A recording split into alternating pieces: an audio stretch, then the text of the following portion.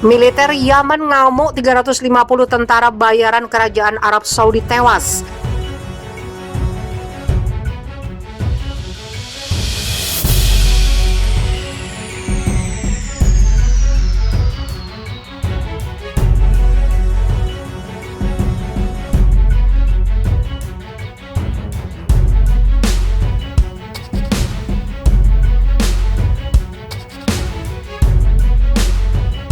Sebuah peristiwa tragis terjadi di Provinsi Al-Baida. Ratusan tentara bayaran kerajaan Arab Saudi meregang nyawa akibat diamuk pasukan tempur militer Angkatan Bersenjata Yaman. Menurut juru bicara Angkatan Bersenjata Yaman, Brigadir Jenderal Yahya Saree, dalam siaran resminya dilansir Viva Militer Jumat 15 Juli, ratusan tentara bayaran Arab Saudi tewas dalam serangan kilat dalam operasi Nas Al-Mobin yang digelar tentara Yaman dan pasukan dari Komite Populer. Pasukan Yaman mengepung tentara bayaran dari segala penjuru. Peluru kendali dan roket-roket diluncurkan hingga menghancurkan basis-basis lawan. Berdasarkan catatan Angkatan Bersenjata Yaman, sebanyak 350 tentara bayaran yang tergabung dalam kelompok teroris Takfiri, termasuk Daesh dan Al-Qaeda tewas, sedangkan puluhan lainnya melarikan diri. Kelompok Takfiri berusaha untuk menegaskan kontrol atas beberapa distrik di Provinsi Al-Baida. Kebangkitan pasukan Takfiri sebenarnya adalah bagian dari rencana Amerika Serikat untuk menargetkan Yaman dan menjerumuskannya ke tangan tentara bayaran dan ekstremis, kata Brigjen Yahya Saree. Pertempuran diakui tidak mudah sebab tentara bayaran itu memiliki persenjataan perang yang tidak main-main. Senjata-senjata itu dipasok kerajaan Arab Saudi bersama sekutunya Amerika Serikat. Unit tentara Yaman yang berbeda didukung oleh penduduk lokal Al-Baida dan pejuang suku meluncurkan operasi skala besar di daerah tersebut. Selama serangan besar, unit rudal Yaman melakukan 9 serangan dengan rudal Badr dan Sair, kata Saree. Arab Saudi didukung Amerika Serikat dan sekutu regional meluncurkan perang di Yaman pada Maret 2015 dengan tujuan membawa pemerintah mantan Presiden Yaman Abdul Rabu Mansur Hadi kembali berkuasa dan menghancurkan gerakan perlawanan Ansarullah. Angkatan Bersenjata Yaman dan sekutu Komite Populer bagaimanapun telah pergi dari kekuatan ke kekuatan melawan penjajah yang dipimpin Saudi dan meninggalkan Riyadh. Perang Saudi telah menyebabkan ratusan ribu orang Yaman tewas dan jutaan lainnya mengungsi. Perang juga telah menghancurkan infrastruktur Yaman dan menyebarkan kelaparan dan penyakit menular di seluruh negara Arab.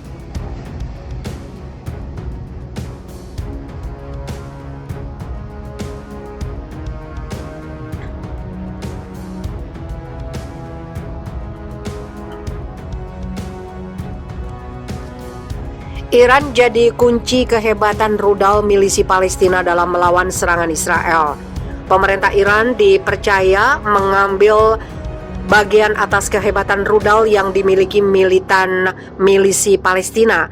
Pasalnya kali ini rudal milisi Palestina berhasil membobol pertahanan Iron Dome dan menjangkau salah satu kota di Israel, Tel Aviv.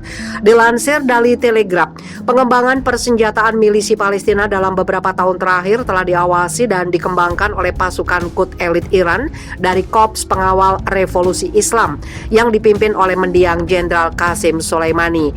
Pejabat intelijen percaya bantuan teknologi yang diberikan oleh Iran yang mencakup saran rinci tentang pengaturan infrastruktur produksi milisi Palestina sendiri di Gaza telah menghasilkan peningkatan yang signifikan dalam kemampuan organisasi teroris untuk menyerang target jauh di dalam Israel, kata pihak kanan. Sehingga mereka meyakini hubungan baik milisi Palestina dan Iran telah terjalin selama 5 tahun terakhir sejak serangan Israel ke Palestina pada tahun 2014. Juru bicara milisi Palestina, Abu Ubaidah, juga sempat mengucapkan terima kasih kepada Iran karena membantu mereka dalam hal pendanaan dan pengembangan senjata.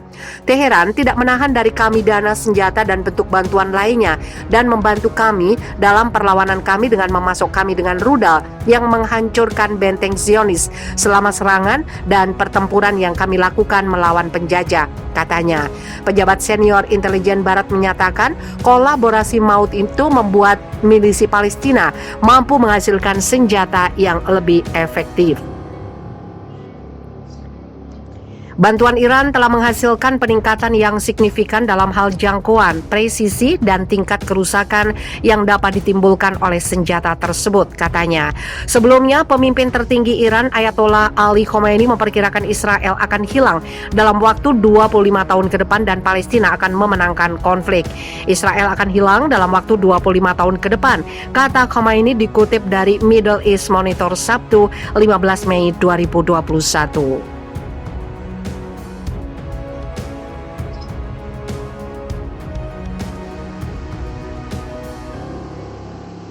Turki lepas tembakan peringatan ke kapal polisi Siprus. Sebuah kapal penjaga pantai Turki melepaskan tembakan peringatan ke sebuah kapal polisi Siprus yang sedang berpatroli di lepas pantai utara pulau itu Jumat 16 Juli. Insiden itu terjadi ketika kapal polisi Siprus tengah berpatroli mengawasi pergerakan kapal imigran tanpa dokumen di perairan tersebut.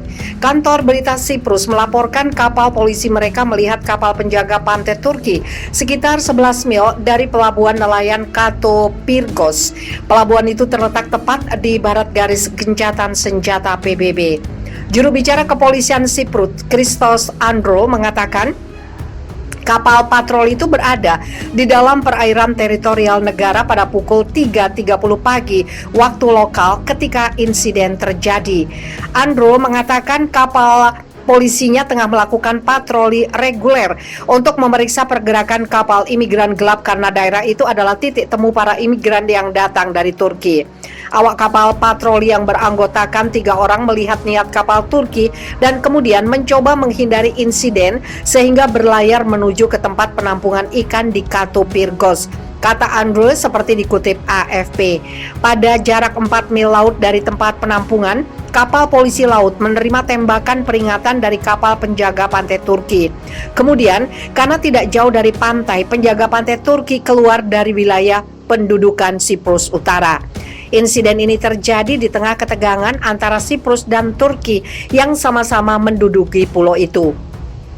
Pekan depan, Presiden Turki Recep Tayyip Erdogan berencana mengunjungi perbatasan Siprus Turki di utara demi memperingati penyerbuan Turki pada 1974 ke wilayah itu. Di sisi lain, kepolisian Siprus terus meningkatkan patroli darat dan laut sejak pemerintah mengumumkan keadaan darurat pada Mei lalu. Status darurat itu menyusul maraknya imigran Suriah yang datang ke negara itu. Sebagian besar imigran memasuki daerah yang dikendalikan pemerintah Siprus secara ilegal melalui zona penyangga PBB. Siprus meminta bantuan Uni Eropa untuk mencegah arus migran ilegal dari Turki sebelum mereka mencapai negara itu.